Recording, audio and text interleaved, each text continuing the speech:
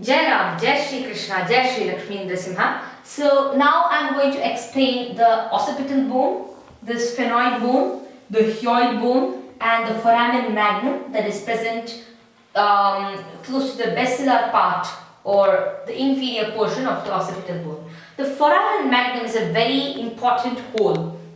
Holes in anatomy are called foramina, and foramina are 85 in number, normal foramina in the skull. So this is the largest of them. It's called foramen magnum. It has many structures in it. So we are going to explain this part also today. The sphenoid bone is present at the base of the skull, the central base of the skull. The occipital bone in the posteriorly inferior base of the skull, and the hyoid bone hangs from the styloid processes of the two temporal bones through their greater cornu, and this bone has larynx down and mandible above it. So we're going to explain this also. So let's begin with the occipital bone. Move behind it here.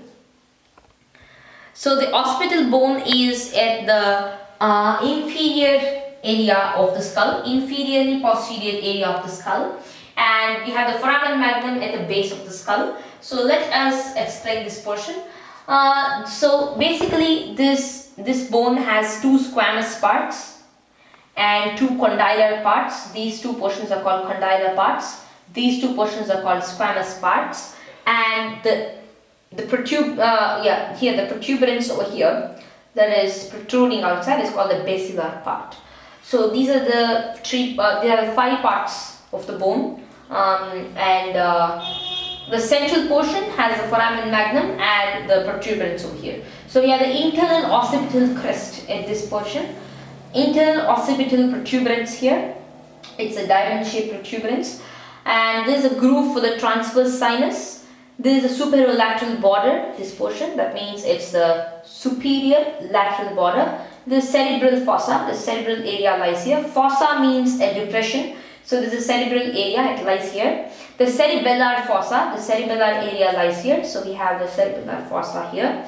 And this is the inferolateral border, that is the superolateral border. We have the inferolateral border over here. And the foramen magnum, which I shall explain later, is divided into 2 parts, posterior and anterior, and that is separated by the alar ligament of the axis vertebrae.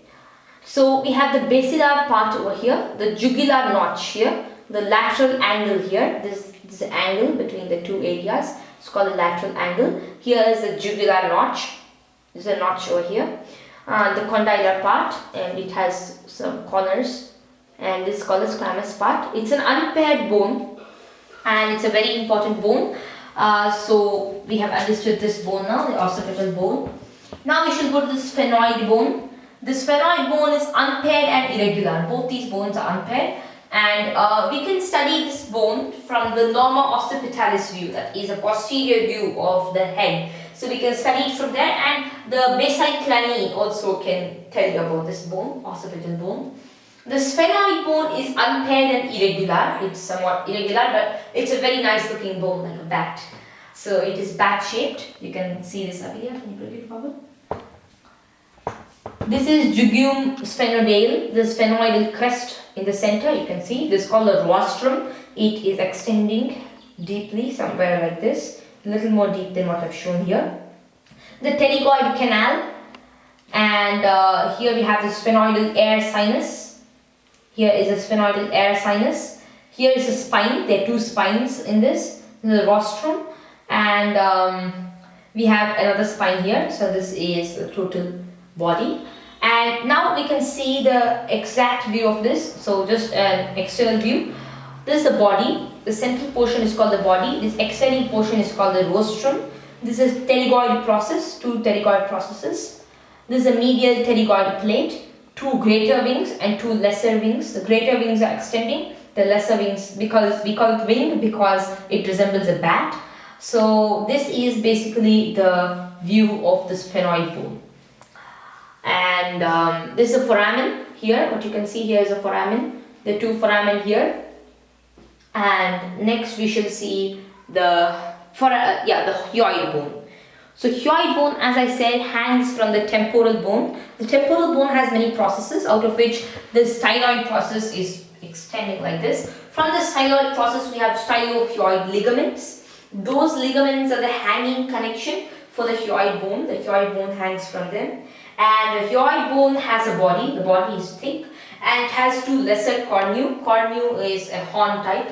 The reason why we call it cornu is horn. The greater cornu is the upper portion of it. So this hangs from the temporal bone, and these are styloid hyoid ligaments.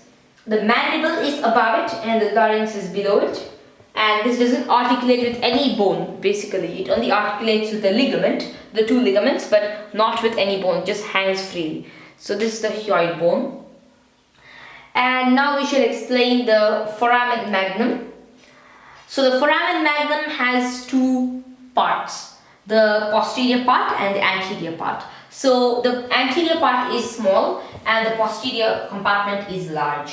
So let's see what all is present, what all goes through the anterior part. The reason why we have foramina is that there are certain nerves and arteries that pass through them. So for a bone, there are many things behind the bone and in front of the bone. So to access those portions, there are foramina through which nerves and arteries and various structures like ligaments and muscles also sometimes in the canals pass. So the apical ligament of Dens is present, passes through the anterior compartment of the foramen. We have the upper longitudinal band of cruciform ligament that also passes through this area. Membrana tectoria and Dens also sometimes comes through this area. This is the anterior part.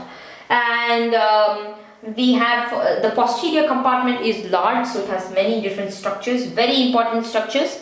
The medulla oblongata, one of the most important parts of the brain, comes through this portion. So so I suggest you watch my video of the axis and atlas vertebrae to understand how a person dies when the medulla oblongata gets compressed through hanging, and that's why the medulla oblongata is present over here, along with its meninges like the dura and arachnoid and pia mater. They're all present here. And the right and left posterior spinal arteries, the anterior spinal arteries, communicating veins between internal vertebral venous plexus and basilar veins. So we have veins that go through this portion. They communicate between basilar veins and the internal venous plexus behind. We have the right and left vertebral arteries, the fourth part of them over here, and sympathetic plexus around the vertebral arteries. We have all of them passing through this area. It's a very important part of the body. The right and left spinal roots of accessory nerves, they also go through this area. And tonsils of cerebellum, they also go through this area. So this is a very important area, and it needs a lot of anatomical understanding. So this is how it looks.